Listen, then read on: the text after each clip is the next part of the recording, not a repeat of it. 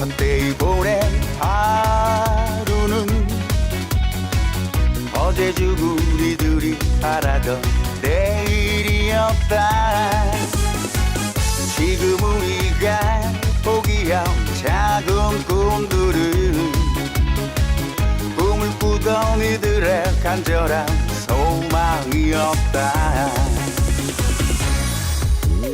지금 이 순간, 바로 지금 이 순간, 세상에서 가장 네, 안녕하세요. 류재구 의원님 반갑습니다. 반갑습니다. 류재구입니다. 네, 제가 깜짝 놀랐어요.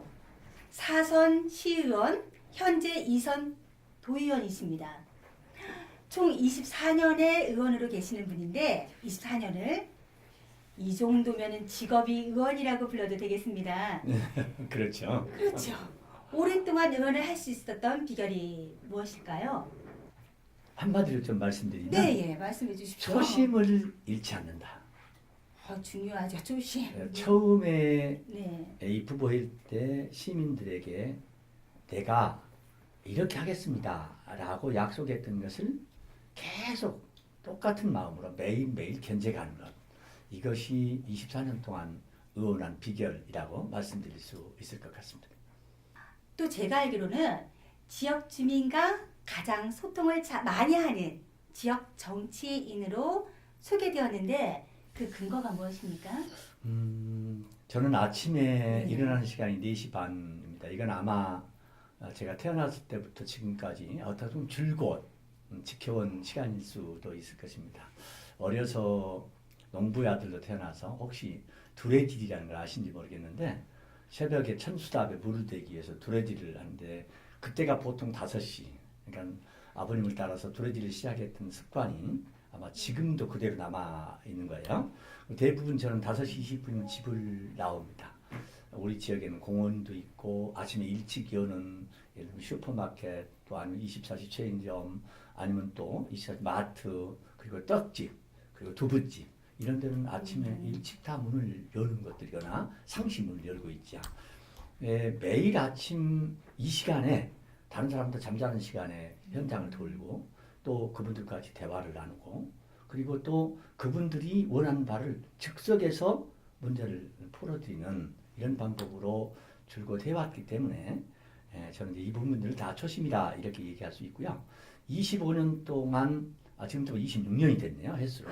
26년 동안 보은초등학교, 정릉고등학교, 그다음에 남중학교를 가르치는 길목에서 지금도 아침에 8시부터 9시 사이에 교통신호를 25년째 계속하고 있습니다. 이것은 이제 시민들과 약속이라고 했다면 그 이전 또 한 가지 있는데, 제가 광역 선거구가 돼서 신곡본도, 몰동, 송내 1, 2동 4개 동을 이제 아우르는 선거구가 됐을 때는 골목에서 인사하는 것 갖고는 불가능한 이제 주민 접촉이었어요. 그래서 그때부터 역전 앞에 중동역, 부천역에서 매달 한 번씩 인사를 하기 시작했어요. 그것이 또 광역 선거가 되면서 주민들과 약속이다 이렇게 저는 생각을 하고, 매달 그 지역의 그 자리에서 인사를 하면 주민들은 오다 가다 필요한 것들을 얘기하게 되고, 그리고 또 민원을 풀어드리고, 이런 속에 주민과의 끊임없는 접촉, 이것이 바로 지금 말씀드린 초심을 잃지 않고 주민들과 약속을 지키는 것이다 이렇게 말할 수 있을 것 같습니다. 한국 이주 인권상 지역 정책 부분 수상을 하셨는데 어떤 정책으로 수상하셨는지 궁금합니다. 먼저 이주민이라는 것을 좀 생각을 해볼 필요가 있죠. 자기 모국을 떠나서 대한민국이라는 나라에 와서 살면 문화적 이질감, 또 언어 소통, 이런 여러 가지 문제가 제대로 소통이 안 되는 어려움이 있습니다. 결혼하신 이주민들을 한번 생각해 보시자고요. 원하면 타국 땅에 와서 서로 소통이 어려운 이런 환경 속에 살아가는 분들을 어떻게 하는 것이 우리 한국을 자기 모국이다, 한국을 이제 내 나라다라고 받아들이게 할 수 있을까요? 바로 이제 이런 것들에 대한 보완한 조례, 그분들을 지원할 수 있는 그런 요건, 이런 것들을 만드는 이제 법과 제도를 만든 것이 그 근원이었다고 말씀드릴 수 있고요. 사실은 이 이주인권상 자체를 만들어서 그에 기하는 사람들에게 사실 뭔가 자긍심을 불러일으켜 만들어주는 그런 것조차 제가 이제 함께 만들어냈어요. 그래서 몇 해가 지난 지금 제게도 그냥 공로가 크다라고 해서 그쪽에 본부에서 저한테 이주인권상을 주신 것으로 알고 있습니다. 더불어민주당 시장 후보가 9분이에요.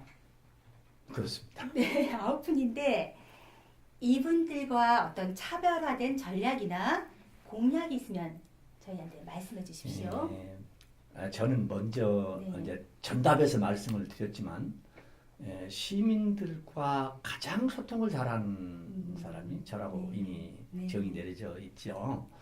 매주 주일 주말이 되면 용인자연농원, 에버랜드, 또 아니면 또 민속촌, 아니면 파주 해일이 마을, 아니면 광명동굴 다른 데 가서 다 고스란히 돈을 쓰죠. 우리 부천에 와서는 뭘 보고 돈을 쓰고 즐기고 할 수 있겠습니까? 이게 없다는 거예요. 저는 이 문제를 만들 수 있는 역량을 갖고 있다. 다시 말하면 유입동력을 만들어내고 그 유입동력이 부천에서 소비를 함으로써 결국 부천 경기가 좋아질 수 있게 만드는 그런 기획을 갖고 있다는 말씀입니다. 두 번째는 우리 부천에는 10,000개가 넘는 중소기업이 있습니다. 대부분 다 영세하죠. 3명, 5명 조그마한 기업들입니다. 이런 조그마한 기업들은 첫 번째 고용 창출이 안 되죠. 두 번째 재정순환이 안 됩니다.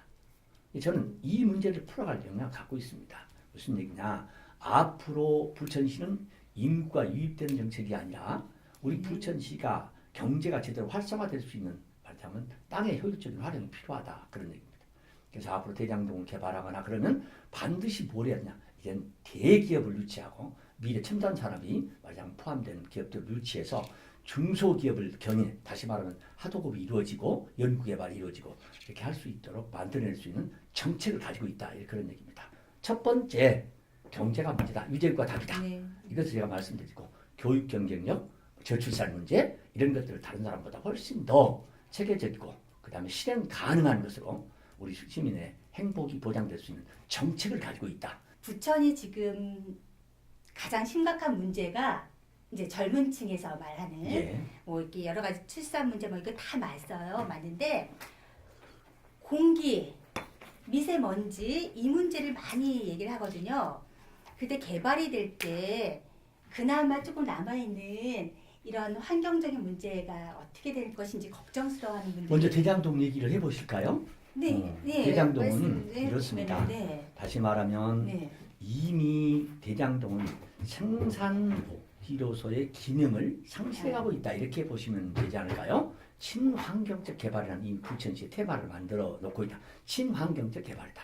그러면 미세먼지나 기타 이런 문제를 해결할 방법이 그러면 있어야 되는 거 아니겠습니까? 네. 이런 것은 앞으로 시민의 강을 다수 만들어서 물이 흡수돼갈 수 있도록 하는 것으로 말하자면 대안을 제시할 생각을 갖고 있다는 말씀드립니다. 이는 다양한 강줄기를 만들어내고 물이 지금 말씀드린 미세먼지를 소화해낼 수 있도록 네. 부천시에 다양한 강을 만들어낼 필요가 있다 이렇게 말씀드리고 아까 말씀드렸듯이 대장동을 그냥 무조건 개발하겠다는 것이 아니라 네. 대장동은 우리 부천의 젖줄입니다.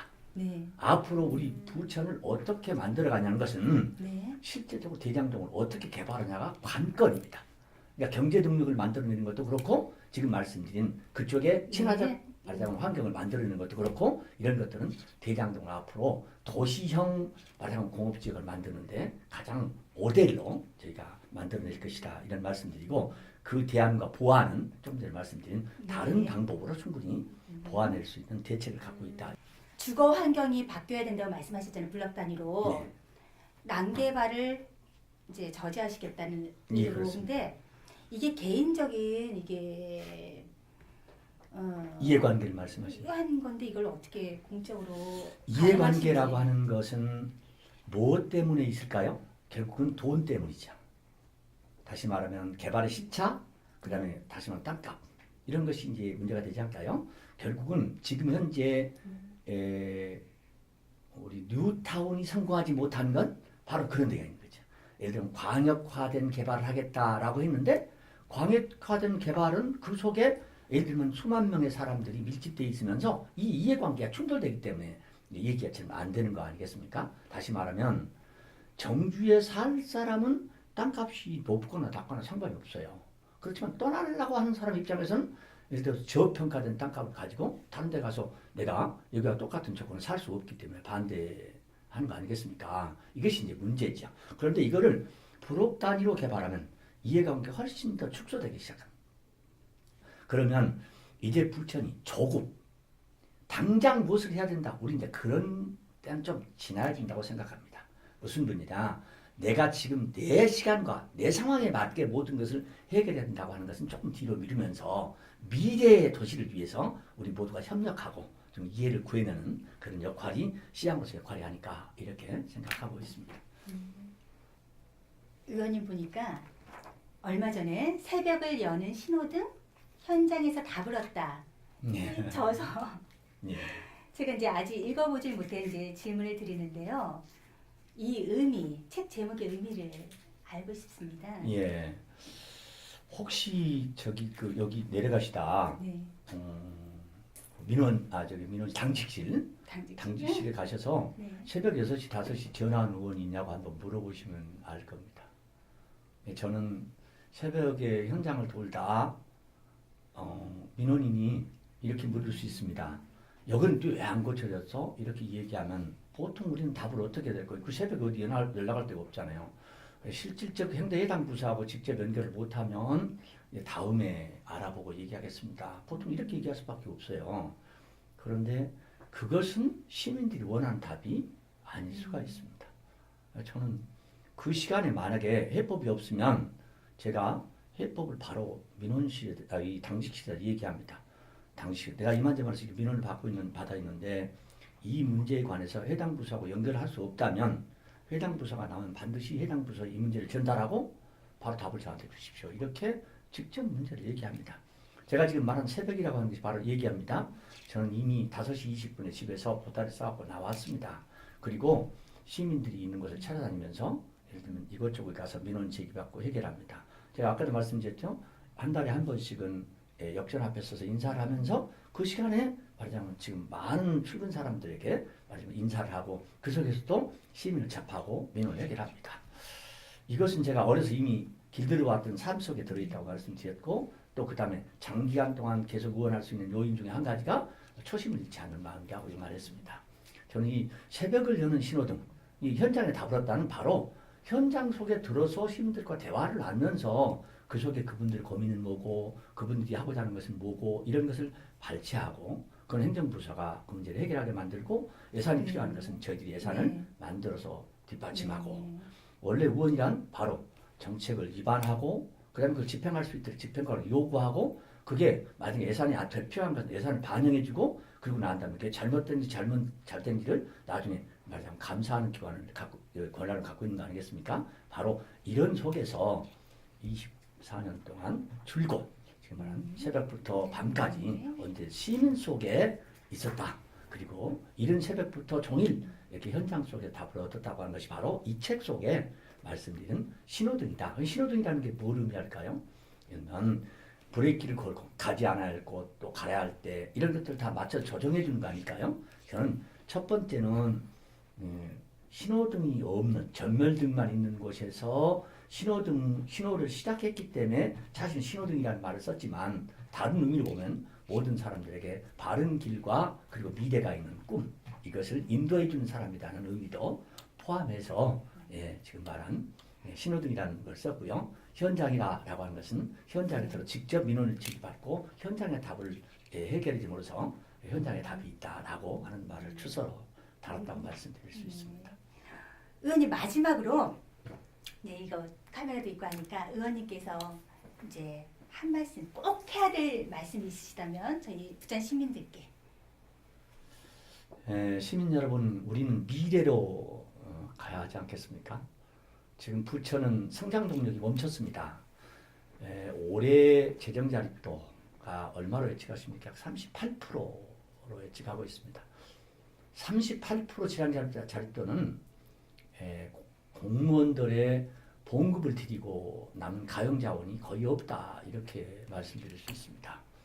저는 이게 동력이 꺼져버린 부천에 새로운 성장 동력을 만들어 내겠다고 시장에 출마했습니다. 아까 제가 다른 사람과 차별하는 얘기, 어떤 정책을 갖고 있는가에 대한 얘기를 했습니다.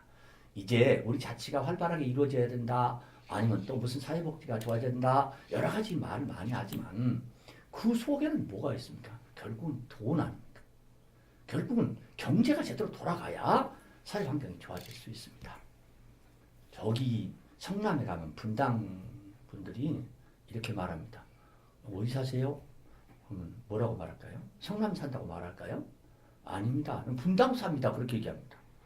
서울의 강남 사람들에게 어디 살아요? 라고 얘기하면 어디 산다고 말할까요? 강남 산다고 않고 서울 산다고 그럴까요?